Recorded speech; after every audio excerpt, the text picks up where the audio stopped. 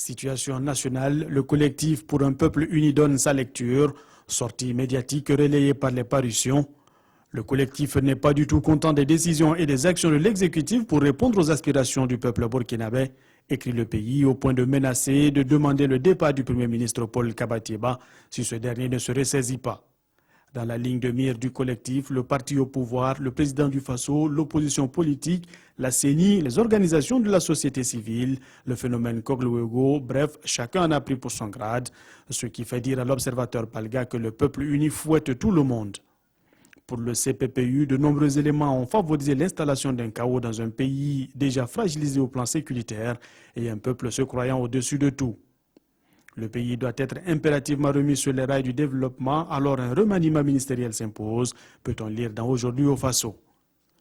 Réélection de Mamadou Issoufou au Niger avec 92% des suffrages, un score digne du Moyen-Âge, s'exclame le soir. Bien qu'opposé à lui-même, son supposé challenger étant malade, ce score au relance soviétique, note le journal, relève d'une autre époque, puisque les quelques fois où l'on pouvait voir de tels scores aussi cinglants que démentiels, c'était bien lors des élections dans lesquelles participaient certains pères fondateurs des États africains. Qu'à cela ne tienne, le choix de se donner un score aussi fleuve devrait être moins problématique pour Mamadou Issoufou, plutôt que de se légitimer auprès de sa population. L'opposition, quant à elle, balaie toute idée de reconnaissance de ce nouveau mandat, d'où, selon Aujourd'hui au Faso, la main de raison du président qui se dit prêt à mettre en place un gouvernement d'union nationale. Mais la COPA ne l'entend pas de cette oreille, pointe l'observateur Palga.